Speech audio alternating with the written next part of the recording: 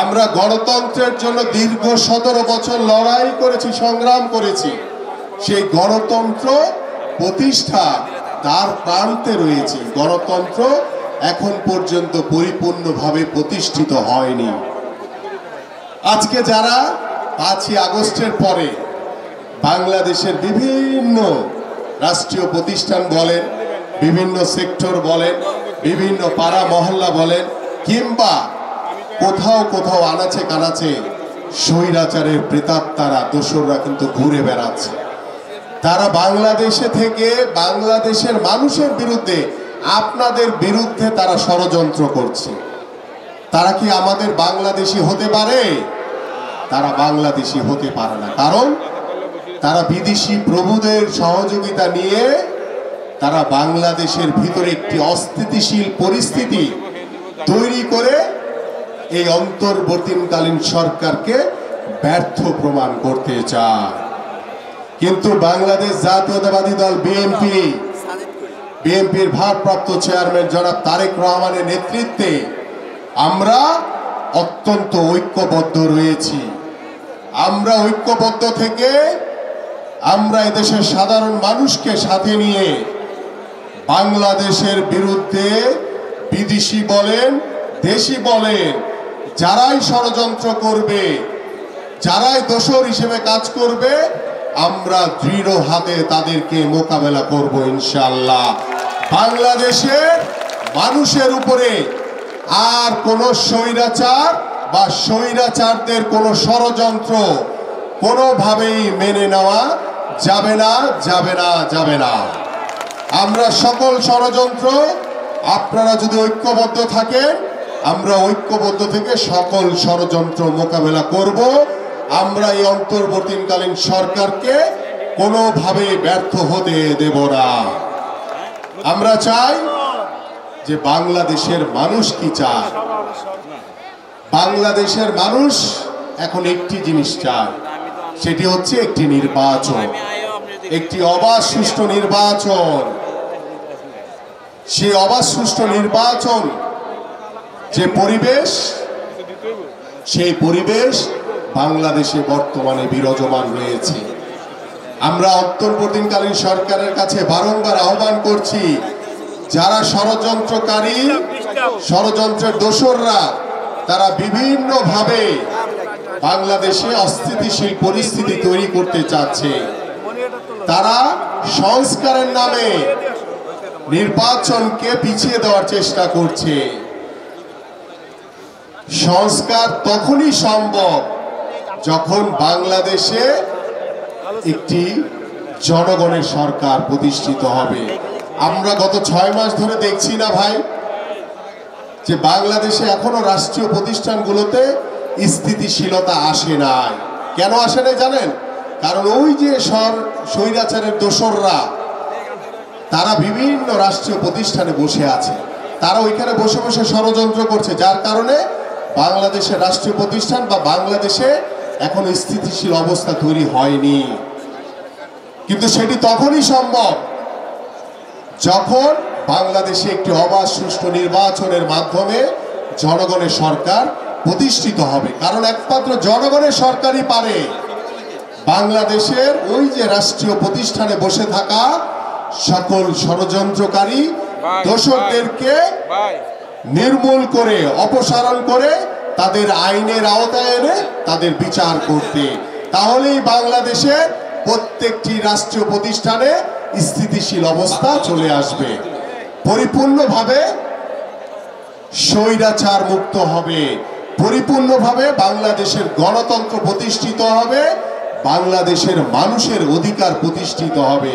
সেটি তখনই সম্ভব যখন একটি অবাধ সুষ্ঠু নিরপেক্ষ নির্বাচন বাংলাদেশে মাটিতে হবে, জনগণের সরকার প্রতিষ্ঠিত হবে এবং সেই জনগণের সরকারের জবাবদিহিতা বাংলাদেশের জনগণের কাছে থাকবে।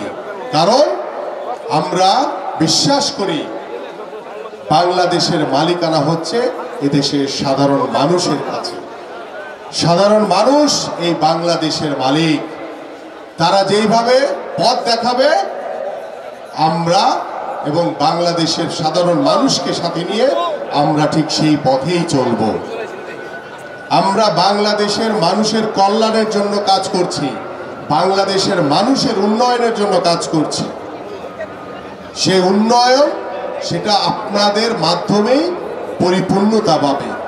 আপনারা জানেন যে বাংলাদেশে এই যে রমজান মাসে যে দ্রব্য মূল্যর যে ঊর্ধ্বগতি, সেই ঊর্ধ্বগতির কারণে আমাদের বাবা মারা, আমাদের ভাই বোনরা, বন্ধু বান্ধবরা, যারা অসহায় মানুষ রয়েছে, তারা 3 বেলা তো দূরের কথা, 2 বেলায় ঠিক মতো খেতে পারছে না। এখনো আওয়ামী লীগের সেই সিন্ডিকেটরা, স্বৈরাচারের সিন্ডিকেটরা সেই দ্রব্য মূল্য নিয়ন্ত্রণ করছে। সেই সিন্ডিকেট কিভাবে ভাঙবেন আপনি? আমরা তো বারংবার অন্তর্বর্তীকালীন সরকারের কাছে আহ্বান করছি যে আপনারা স্বৈরাচারের যারা দোষর রয়েছে তাদেরকে নির্মূল করেন, তাদেরকে অপসারণ করেন, না হলে তারা আপনাদেরকে স্বস্তি দিবে না। কিন্তু সেটি তখনই পরিপূর্ণভাবে সম্ভব, এই সিন্ডিকেট ভাঙা সম্ভব, যখন বাংলাদেশে একটি জনগণের সরকার প্রতিষ্ঠিত হবে। আজকে বিচার বিভাগের দিকে তাকান, আজকে গণমাধ্যমের দিকে তাকান। গণমাধ্যমের যেই আওয়ামী লীগের দোসররা, তারা এখনো বহাল তবিয়তে গণমাধ্যমে বসে আছে। আজকে আবার দেখলাম একটি পত্রিকায় যে স্বৈরাচার শেখ হাসিনার ফাঁসি না হওয়া পর্যন্ত আপনারা কেউ নির্বাচনের কথা বলবেন না। নির্বাচনের সাথে স্বৈরাচার শেখ হাসিনার ফাঁসির কি সম্পর্ক? মানে ক্ষমতার মোহে তারা অনেকেই নিজেরা মনের অজান্তে স্বৈরাচারের মতো কথা বলছে, স্বৈরাচারী মনোভাব নিয়ে তারা কথা বলছে। এই দাম্ভিকতা দেখাবেন না, কারণ বাংলাদেশের মানুষ কিন্তু সচেতন। বাংলাদেশের মানুষ 1971 সালে তারা প্রমাণ করেছে মহান স্বাধীনতা যুদ্ধের মাধ্যমে কিভাবে পাক হানাদার বাহিনীকে বাংলাদেশের মানুষ তাড়িয়ে দিয়েছে। আমরা দেখেছি 90 সালে স্বৈরাচার এরশাদের বিরুদ্ধে বাংলাদেশের ছাত্র জনতা ঐক্যবদ্ধ হয়ে কিভাবে তারা সংগ্রাম করে বাংলাদেশকে স্বৈরাচার মুক্ত করেছে। আমরা দীর্ঘ 17 বছর দেখেছি স্বৈরাচার শেখ হাসিনার বিরুদ্ধে বাংলাদেশের মানুষ কিভাবে সংগ্রাম করে স্বৈরাচারকে পতন ঘটিয়েছে। যদি আপনাদের ভিতরে একটি গোষ্ঠীকে আমরা দেখছি যে আপনাদের ভিতরে ক্ষমতার লোভ পেয়ে বসছে, এই ভুল পথে যাবেন না। ভুল পথে গেলে আপনাদেরকেও কিন্তু সেই স্বৈরাচারের মতো অবস্থায় পড়তে হবে। বাংলাদেশের জনগণ কখনো স্বৈরাচারকে আর ভবিষ্যতে মেনে নেবে না, তাই সাবধান হয়ে যান।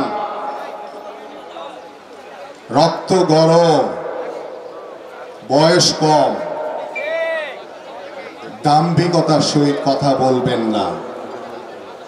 বাংলাদেশের মানুষ অনেক সংগ্রাম করে বাংলাদেশের মাটিতে বেঁচে আছে। আমরা চাই অন্তর্বর্তীকালীন সরকারের কাছে বারবার আমরা আহ্বান করেছি যে আপনারা একটি সুষ্ঠু নির্বাচন দেন, কারণ সুষ্ঠু নির্বাচন না হলে বাংলাদেশে স্থিতিশীল অবস্থা আসবে না, গণতন্ত্র পরিপূর্ণভাবে প্রতিষ্ঠিত হবে না। স্বৈরাচারদেরকে আইনের আওতায় এনে বিচার করা যাবে না যদি বাংলাদেশে একটি অবাধ সুষ্ঠু নির্বাচন না হয়। তাই কথাবার্তা সহনশীল, ধৈর্যশীল হয়ে বলবেন। আমরা চাই আপনাদের সকলকে সাথে নিয়ে, এদেশের মানুষকে সাথে নিয়ে আমরা একটি অবাধ সুষ্ঠু নির্বাচনের মাধ্যমে জনগণের সরকার প্রতিষ্ঠিত করতে চাই। এবং সেই জনগণের সরকারের নেতৃত্ব কে দিবেন ভাই বলেন তো? বিএনপির ভারপ্রাপ্ত চেয়ারম্যান জনাব তারেক রহমান। আসুন, আজকের যে কর্মশালা, কর্মশালার আগে যে ব্যাখ্যা বা যে বক্তব্য দিলাম, কারণ অনেকেই ধারণা যে জুলাই আগস্টের মাধ্যমে বাংলাদেশ স্বৈরাচার মুক্ত হয়েছে। এটা একদিনে হয় নাই। আমাদের ছাত্র ভাইদের আন্দোলন কি ছিল?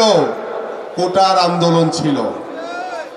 সেই কোটার আন্দোলনকে এদেশের সাধারণ মানুষকে সাথে নিয়ে, এদেশের জনগণকে সাথে নিয়ে বাংলাদেশ জাতীয়তাবাদী দলের সকল নেতৃবৃন্দকে একসাথে করে সেই এক দফা দাবি দিয়েছিলেন কে? বিএনপির ভারপ্রাপ্ত চেয়ারম্যান জনাব তারেক রহমান। এটা দীর্ঘ 17 বছরের ফসল। সেটা শুধু ওই জুলাই আগস্টের ফসল না, ভুল ব্যাখ্যা করবেন না। বিএনপি ন্যায়ের পথে কথা বলে, সত্যের পথে কথা বলে। আমরা আশা করব আপনারা যারা একটি গোষ্ঠী বিভিন্নভাবে ডাইনে ভাবে কথা বলার চেষ্টা করছেন, ডান বাম বাদ দিয়ে সোজা পথে আসেন, নাইলে আপনাদের পরিণতিও কিন্তু ভালো হবে না। তাই আসুন, আজকে আমাদের যে কর্মশালা বাংলাদেশের রাষ্ট্র কাঠামো মেরামতের